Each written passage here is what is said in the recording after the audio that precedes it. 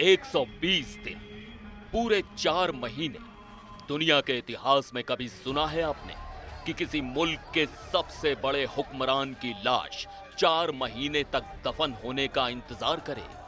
या हुसैन اصلا نمیشه باورم که دیگه نیستی بینمون قصه یکی دوتا که نیست تو رو گرفتن ازمون. ये सिर्फ एक इंतज़ार नहीं था, इंतज़ार था एक संदेश का। सुपुर्द खाक होने से पहले दुनिया को उस सोच का सीधा संदेश देना जो उस महानायक की मौत के बाद भी जिंदा है और इतिहास के सीने पर हमेशा जिंदा रहेगी। नमस्कार, मेरा नाम है नगमा। जब जब वक्त का पहिया घूमेगा, जब जब इतिहास उस कालखंड के पन्नों को खंगालेगा, तो दुनिया चीख चीख कर एक ही गवाही देगी कि हाँ, एक थे खामेनेई। लेकिन क्यों? क्या थी वो सोच जो खामेनेई के जाने के बाद भी दुनिया में जिंदा है? इस्लामिक रवायतों में जहां सूर्यास्त से पहले कफन दफन की कसम खाई जाती है, वहां शिया जगत का सबसे बड़ा रहबर 120 दिनों तक एक सीक्रेट मिलिट्री बंकर में डीप फ्रीज करके रखा गया।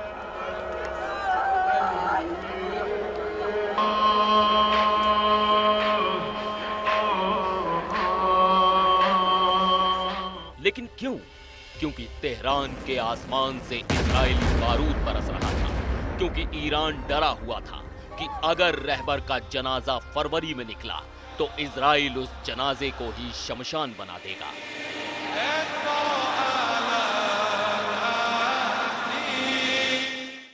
लीडरशिप और मैनेजमेंट के कोर्सेज में अक्सर एक बहुत ही दिलचस्प लेकिन झकझोर देने वाला असाइनमेंट दिया जाता है। कोर्स के पहले ही दिन, पहले ही घंटे में आपके हाथों में कोरा कागज और कलम थमा दी जाती है और कहा जाता है, लिखिए अपनी खुद की ऑबिचुरी, यानी अपनी श्रद्धांजलि खुद लिखिए। पर उमड़ा ये इंसानी समंदर, ये चीखें, ये आंसू और हवा में तैरता भारीपन, इन्हें देखकर लगता है कि ईरान के supreme leader Ayatollah Ali Khamenei ने अपने जीवन में कभी ऐसी कोई ऑबिचुरी नहीं लिखी होगी। लेकिन अब जब वो इस दुनिया से रुखसत हो चुके हैं, तो मंजर गवाही दे रहा है कि एक रहबर की विदाई क्या होती है।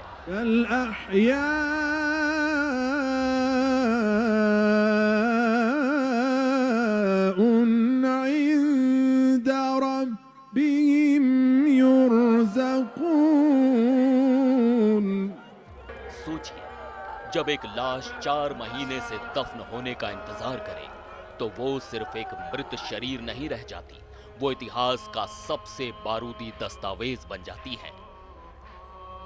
28 फरवरी 2026 को जब अमेरिकी स्ट्राइक्स में 86 साल के अयातुल्ला अली खामेनेई की सांसें थमी थीं, तब सिर्फ एक लीडर नहीं मरा था, मिडिल ईस्ट का पूरा भूगोल सुलग उठा था। इमाम खामेनेई हमारे दिल, हमारे पिता और हमारे सब कुछ थे। मुझे अभी भी यकीन नहीं हो रहा है कि उन्हें शहीद कर दिया गया। जब तक हम उनकी मौत का बदला नहीं ले लेते, तब तक हम चैन से नहीं बैठेंगे। हम उनके मिशन को पूरा करने की कोशिश करेंगे। हम जो कुछ भी कर सकते हैं करेंगे और कोई कसर नहीं छोड़ेंगे। जब तक हम जिंदा हैं, हम यही करते रहेंगे और ईश्वर ने चाहा तो हमारी जिंदगी शहादत के साथ खत्म होगी। लेकिन 3 जुलाई 2026 को वो खौफनाक सस्पेंस टूट गया। सीज फायर के कुछ दिनों के भीतर तेहरान के ग्रैंड मुसल्ला का दरवाजा खुलता है। अंदर एक नहीं, 2 नहीं, 5 ताबूत रखे हैं। बिस्मिल्लाहिर्रहमानिर्रहीम या अय्यतुहन नफ्स।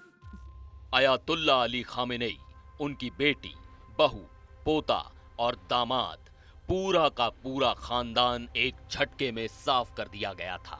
और अब पहली बार दुनिया के सामने वो सच सामने आया जिसे ईरान 4 महीने से छुपा रहा था।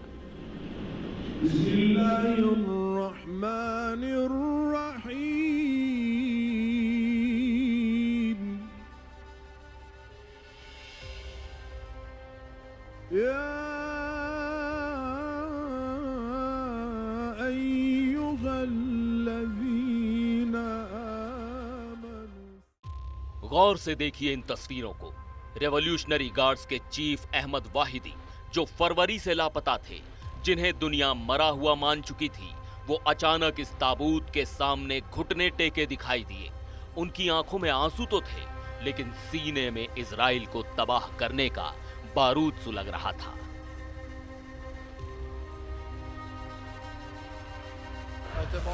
हम उनसे कभी अलग नहीं होंगे। वो हमारे दिलों, हमारी आत्माओं और हमारे वजूद में बसते हैं। वो हमेशा हमारे साथ रहेंगे, हम सभी के लिए, हमारे प्यारे ईरान के लिए और हमारे देश के लिए। हम उनसे कभी जुदा नहीं होंगे। हम उनके साथ एक होकर रहेंगे।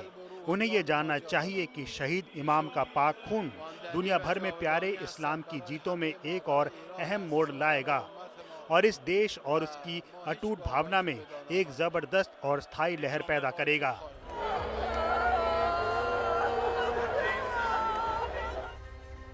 हमारे यहाँ एक रिवायत है कि जब घर से कोई जाता है तो शोक में घर का चूल्हा तक नहीं जलता, लेकिन जब शिया जगत का सबसे बड़ा रहबर चला जाए तो पूरे मुल्क की रफ्तार थम जाती है। ईरान में अगले 5 दिनों के लिए जिंदगी पूरी तरह से फ्रीज हो गई है। आसमान पूरी तरह बंद है, दफ्तर बाजार सब ठप हैं। जिस मातम की आग को ईरान दबाए बैठा था, आज वो लावा बनकर तेहरान की सड़कों पर बह रहा है। लेकिन इस महाजनाजे की शुरुआत पारंपरिक तरीके से नहीं हुई। ईरान की मीडिया से आई ये खबर ने सबको चौंका दिया। अंतिम संस्कार से ठीक पहले खामेनेई के ताबूत को सीक्रेट जगह पर ले जाया गया, जहां 4 महीने पहले वो मारे गए थे। शिया रवायत में शहादत को सबसे ऊंचा दर्जा हासिल है, इसलिए उस ग्राउंड जीरो पर ले जाकर उनके लहू को सजदा किया गया। که دیگه نیستی بینمون قصه یکی ईरान के संसद अध्यक्ष गालिबाफ चिल्लाकर कह रहे हैं कि ये ईरान के इतिहास का सबसे बड़ा मोड़ है। राष्ट्रपति पेजेश्कियान कह रहे हैं कि 2 करोड़ का ये सैलाब इजराइल की बर्बादी का नया अध्याय लिखेगा। लेकिन जब तेहरान की सड़कों पर 2 करोड़ का ये हिस्टीरिया उमड़ता है ना, तो इतिहास के पन्नों से खून की बू आने लगती है।